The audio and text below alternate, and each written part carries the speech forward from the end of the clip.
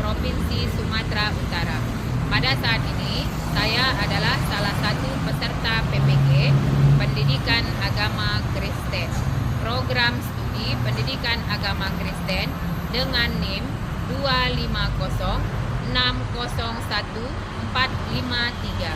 Asal perguruan tinggi Institut Agama Kristen Negeri Tarutung. Materi yang saya akan bawakan adalah mensyukuri keberagaman dalam masyarakat Indonesia di kelas 4. Sekian perkenalan saya, terima kasih.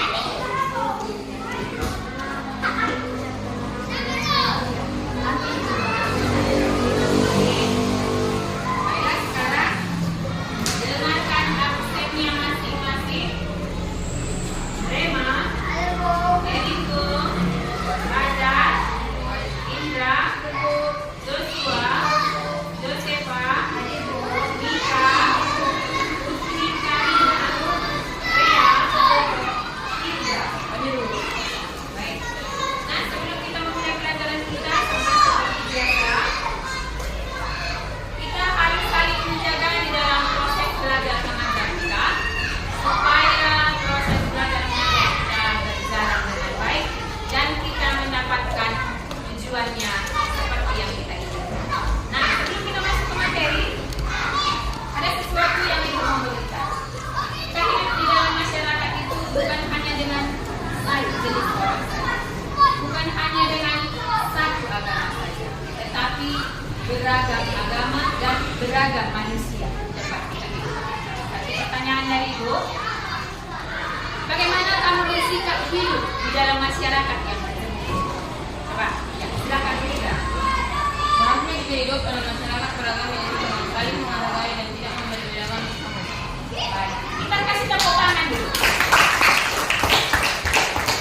Iya, tepat sekali ya.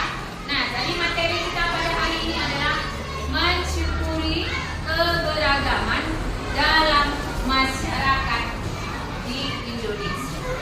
Ulangi, mensyukuri keberagaman dalam masyarakat di Indonesia, ya. Nah, jadi tujuan pelajaran ini adalah satu, kita dapat menemukan bentuk-bentuk keberagaman apa saja yang ada di Indonesia sebagai pemberian dari Allah.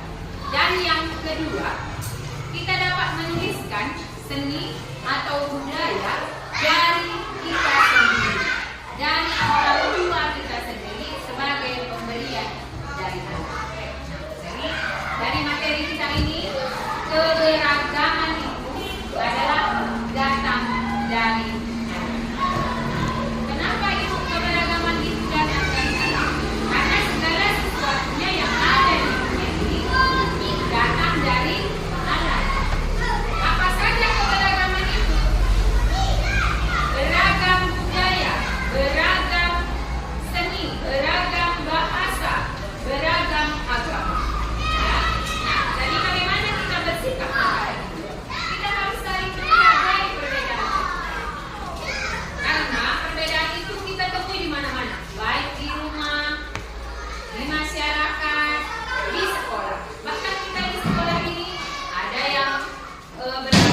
Katolik, ada yang beragama Kristen, ada yang beragama Islam, ya.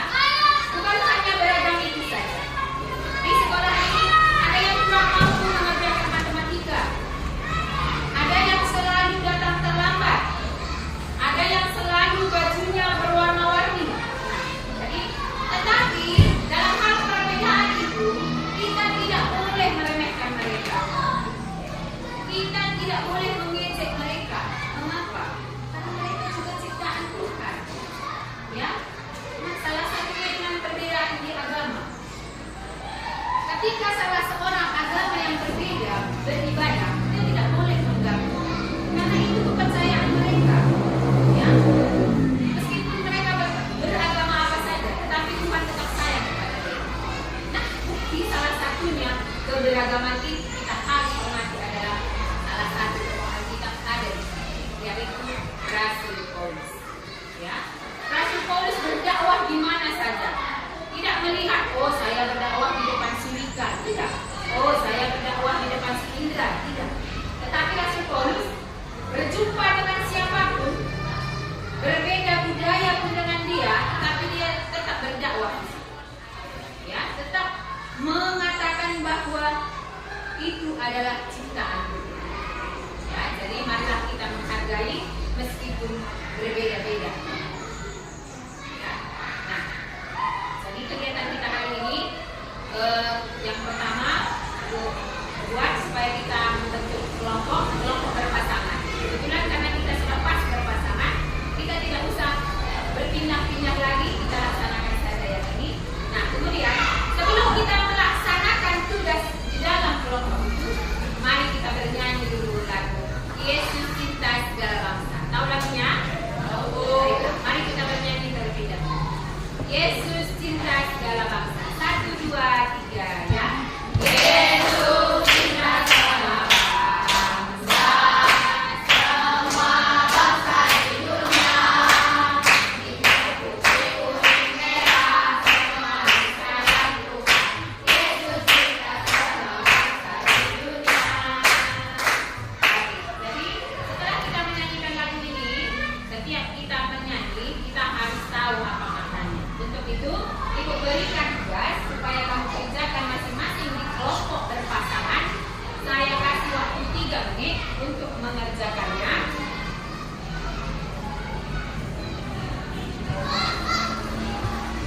Silakan dikerjakan.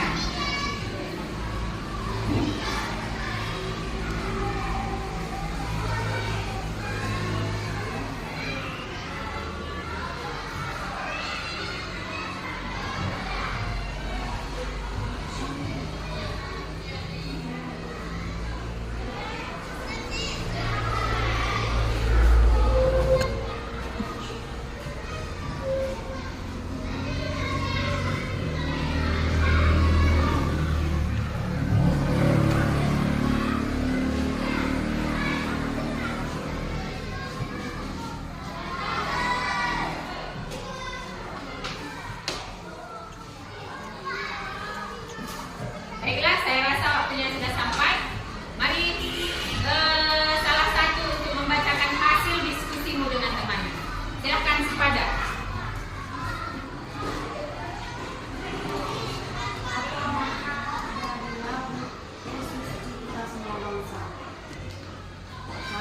Jawabannya, maka makna dari Yesus cinta semua bangsa adalah meskipun bangsa berbeda-beda, tetapi semuanya adalah pemberian dari Allah, dan tidak ada bangsa yang tidak datang dari Allah. 2. Sebutkan bentuk peragaman di Indonesia. Dari Allah. Jawabannya, bentuk peragaman di Indonesia sebagai pemberian dari Allah adalah budaya, ras, suku, kepercayaan, agama, dan bangsa. Iya, baik. Silakan tepuk tangan yang padat. Iya, ya. Jadi sebagai kesimpulan untuk menjawab soal diskusi kita, yaitu bagaimanapun Tuhan memang menciptakan semua bangsa itu dengan ciptaan yang sama. Tidak ada berbeda-beda, ya. Mau dia suku Batak, mau dia suku Karo, mau dia suku Nias, Tetapi Tuhan menciptakan dengan alat yang sama. Tidak Tuhan ciptakan orang Batak dengan obeng, tidak. Tuhan menciptakan semuanya manusia dari tanah. Ya. Nah, jadi itulah arti dari keberagaman itu supaya kita saling menghargai. Ya. Nah, sekarang Ibu meminta coba untuk melanjutkan materi kita. Coba buka dulu Alkitabmu, Mazmur 117 ayat 1 sampai 2. Mazmur 117 ayat 1 sampai 2. Silakan baca Putri. Pujilah Tuhan, segala bangsa. Pujilah Tuhan, segala bangsa. Muliakanlah Dia, segala suku bangsa. Sebab telah diberikan kemuliaan Tuhan untuk selama-lamanya. Haleluya. Iya, baik. Nah, di Mazmur 117 ini, di situ dijelaskan bahwa tidak ada yang dibatasi, tidak terbatas. Siapapun memuji Tuhan itu boleh, tidak dibatasi. Oh, hari Senin Josefa, hari Selasa si Indra, tidak begitu, ya. Jadi semua diberi waktu, semua diberi kesempatan untuk memuji Tuhan. Nah, kita lanjut ke ayat yang selanjutnya. Mazmur 145 ayat 9a. Coba baca Area. Tuhan itu baik kepada semua orang. Baik, hanya 9a ya. Tuhan baik kepada semua orang. Nah, itulah yang di awal tadi disebutkan. Jadi meskipun orang lain mempunyai kekurangan, kamu tidak boleh meremehkannya. Karena Tuhan juga menghargai setiap orang. Setiap orang tanpa terkecuali. Ya, kita lanjut ke ayat yang berikutnya. Kisah Para Rasul 10 ayat 34. Silakan Josefa. Lalu mulailah Petrus berbicara. Katanya, sesungguhnya aku telah mengerti bahwa Allah tidak membedakan orang. Iya, sama seperti kisah Para Rasul dan juga Mazmur, tidak membedakan setiap orang. Jadi mulai dari Mazmur 117, Mazmur 145 dan juga kisah Para Rasul tidak membedakan setiap orang. Itulah intinya, ya. Jadi jika orang mempunyai kesalahan, tanpa terkecuali Tuhan itu menghukum orang.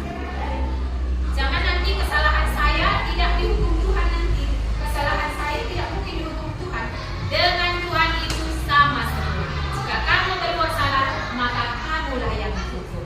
Kamu menerima konsekuensi. Ya. Nah, jadi dengan tidak adanya perbedaan di mata Tuhan itu, baik suku, agama maupun ras, Ibu mau menunjukkan sebuah kisah bahwa sebenarnya bukan kisah, dan mengapa sebenarnya keberagaman itu ada, terutama di dalam agama. Ya, nah, baik kita saksikan dulu ya, kita lihat dulu. Nah, coba kalian lihat. Apakah kalian tahu keberagaman agama yang ada di Indonesia? Tahu tidak? Tahu. Bagus ya. Berarti sudah tahu. Apa saja? Agama apa saja? Katolik, Kristen. Iya. Ya. Ada berapa agama? 6. Iya, ada 6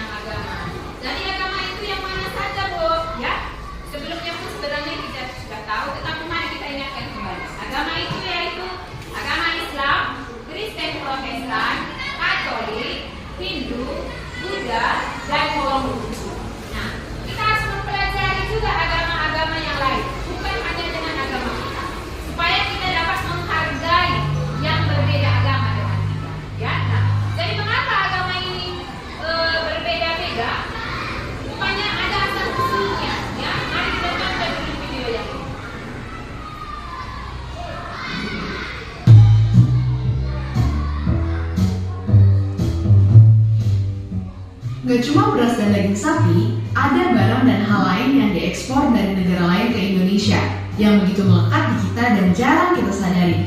Dan itu adalah agama kita. Sebagian kepercayaan yang kita anut ini masuk secara berkala di rentang sejarah Indonesia. Agama Hindu dan Buddha dibawa sama orang India. Agama Islam disebarkan oleh orang Gujarat dan Persia. Agama Kristen Protestan dan Katolik nyusul bareng orang Portugis dan Belanda. Dan orang Tiongkok pun ikut membawa Konghucu ke Nusantara. Tapi kalau dipikir, di sejarah panjang Indonesia pasti ada aja agama lain yang datang maupun tumbuh sendiri. Lalu, kemana perginya agama-agama itu?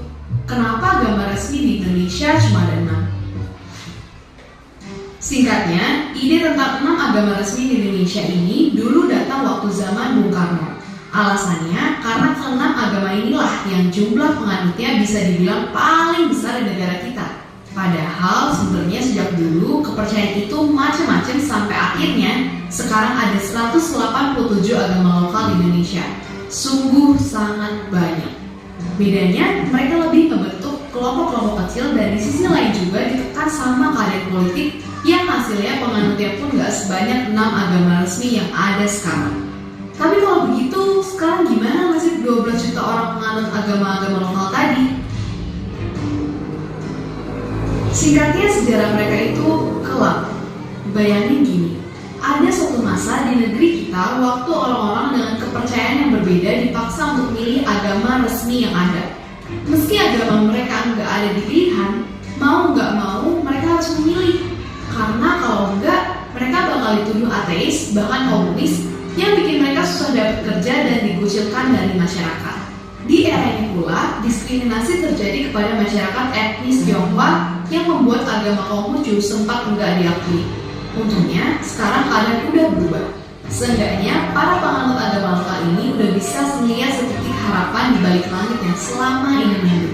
Ya, karena sekarang pemerintah udah bisa nyantumin keterangan lain atau dalam tanda kutip agama petunjuk di kolom agama kartu identitas mereka. Tapi pengakuan kepercayaan ini belum betul-betul mengangkat agama lokal jadi setara dengan 6 agama tadi. Karena faktanya, di beberapa tempat, para penganut kepercayaan ini masih ngalamin perlakuan berbeda waktu ngurusin dokumen negara. Atau anak-anak mereka bingung waktu belajar agama di sekolah karena pelajarannya nggak ada. Atau mesti ngadepin banyak tantangan bahkan untuk sekedar beribadah sehari-hari. Semua ini masih perlu kita perbaiki karena undang-undang dasar kita ngejamin semua orang untuk milih agama dan kepercayaan yang mereka anut tanpa dibatasin apa agamanya. Karena itu nggak mustahil kejadian. Banyak negara nggak butuh nyantumin agama di identitas penduduk negaranya. Karena sebenarnya pun Indonesia itu satu dari hanya 8 negara dari 195 negara di dunia yang penduduknya nyantumin agama di KTP. Tapi tentu aja, bagi kita agama jadi identitas yang melekat dan gak bisa dihilangi begitu aja. Dan pencantuman agama di KTP pun gak menghalangi kita untuk beribadah sesuai dengan keyakinan. Karena pemerintah juga akan dukung itu semua selama tujuannya baik. Memang, aslinya kita perlu resapi lagi upacara bendera tiap Senin yang mungkin sering kita dengerin sambil bercanda sama teman. Ikutin membina dan baca keras-keras Pancasila kita. Karena dengan begitu, kita nggak akan lupa untuk menghargai umat agama lain dan agama lokal karena mereka juga percaya pada Tuhan yang Maha Esa. Tugas kita lah untuk menjaga Indonesia jadi lebih damai dan terbuka. Dan seperti biasa, terima kasih.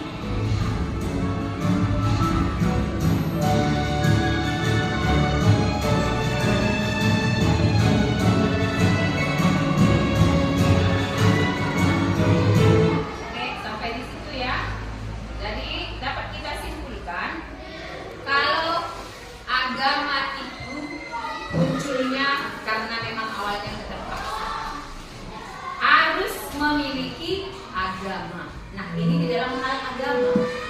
Ya. Nah, bagaimana dengan ras dan budaya? Karena kita ini berbeda manusianya, berbeda budayanya, dan berbeda sukunya, berbeda bahasanya. Ya. Nah, bagaimana dengan itu? Nah, mari kita bahas bersama dengan membentuk kelompok menjadi yang lebih besar.